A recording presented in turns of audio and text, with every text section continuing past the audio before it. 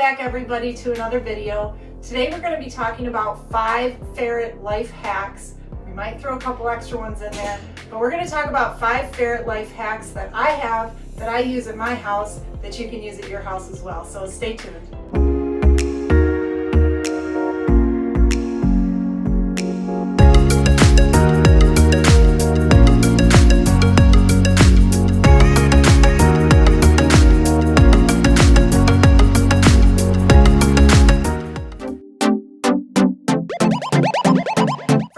Life hack that we're going to talk about is tying the tube in knots. Now this is my tunnel tubing for my ferrets. I keep it up above the cage. They are free roam in this room, so when I leave the room and I put up my little barricade and let them out, I do put this on the floor.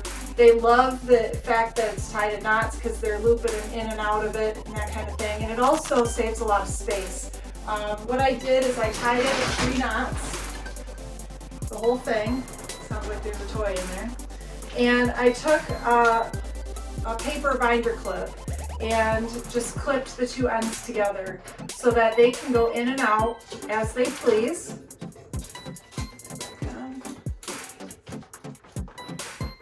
And it's easy to store, easy to move, that sort of thing. You can also keep it right above your cage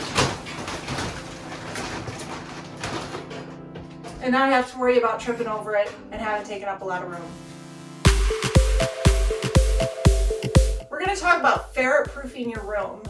There's a lot of things that you need to do to ferret proof your room. You need to keep all tiny objects that they could chew or swallow out of the room. Also, there's ways to ferret proof them from getting into anything. My ferrets used to get into my dresser, so I put a sheet of plywood on the bottom of my dresser so that they couldn't climb up into the drawers anymore. That saved me a lot of time trying to find those extra socks that they stole all the time. And I also put on a plexiglass door onto my ferret's room, so that way I can keep the door open, I can see them, the other animals can see them, they have free roam of this room, but they can't get past the plexiglass to get out of the room. I also keep a lock on the other door so that they can't get, or nobody walks in and accidentally lets them out, because we do have a dog in the house that does not know the ferrets. So a plexiglass door is another way to ferret proof.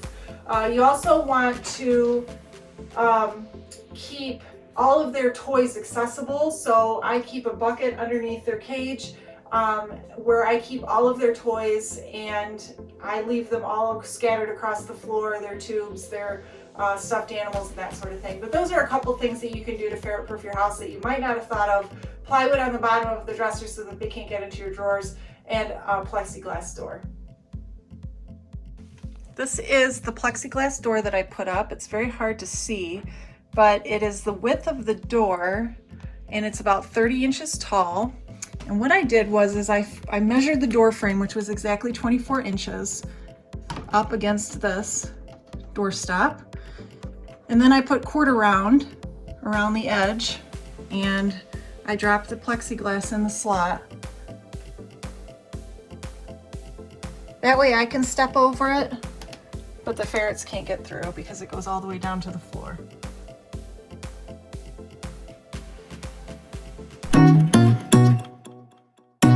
I found that my ferrets pick up their food and drop it into their water.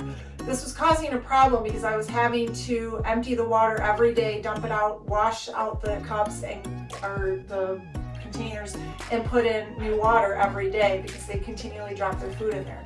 So the third life hack that we're going to talk about today is keeping your food separate from your water.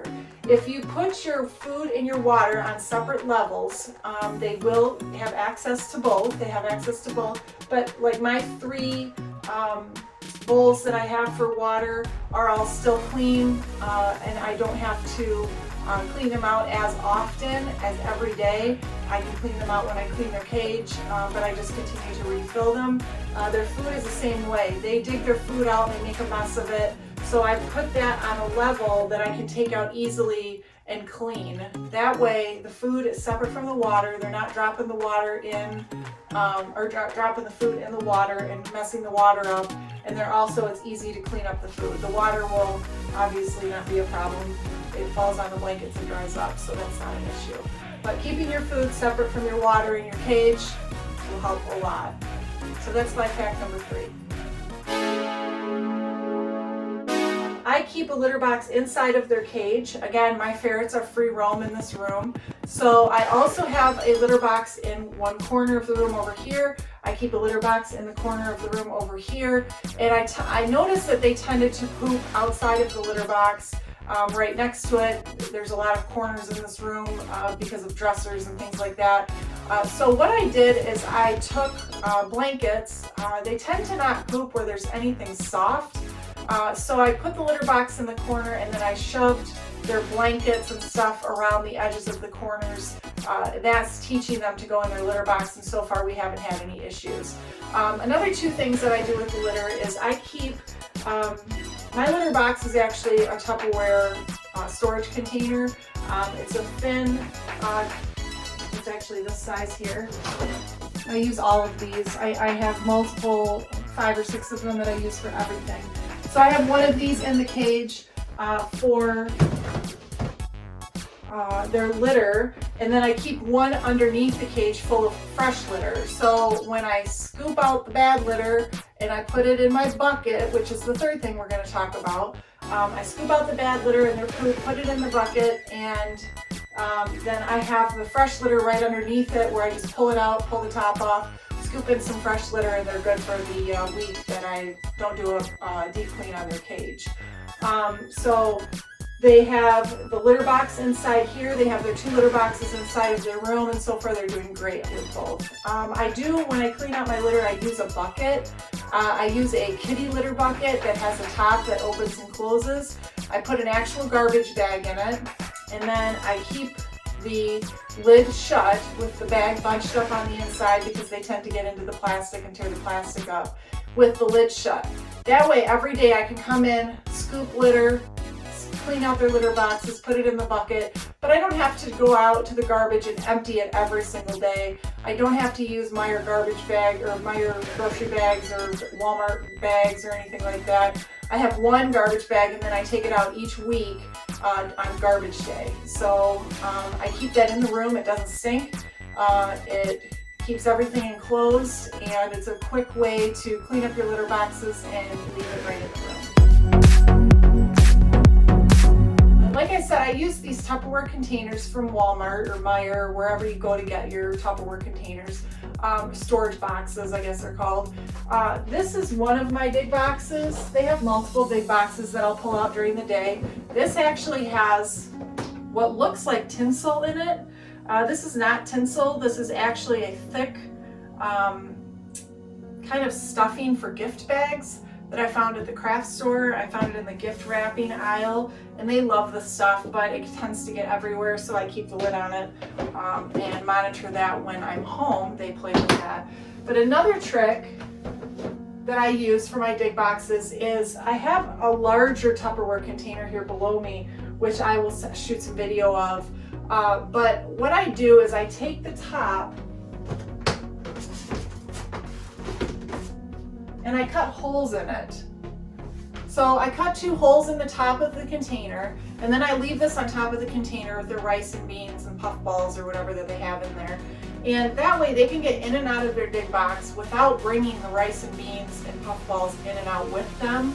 This tends to get all over the floor, it gets in my carpet, it gets everywhere. So I put this top on, and they love climbing in and out of the holes, and that way they can play in their dig box whenever they want and not make a mess. The rice and beans I don't have to monitor as much as the tinsel, or what looks like tinsel, but the dig box with the holes in it is perfect for ferrets. This is their dig box with the 2 holes in the top. They can easily climb in and out of it. And their rice and beans. Well, skunk, squirrel, and raccoon are all sleeping. Well, raccoon's up. But they want to thank you, and I want to thank you for sticking around for another video. I really hope that you got some good information out of this video. These are 5 life hacks that I have that I use in my house every day. And yep, they all said bye.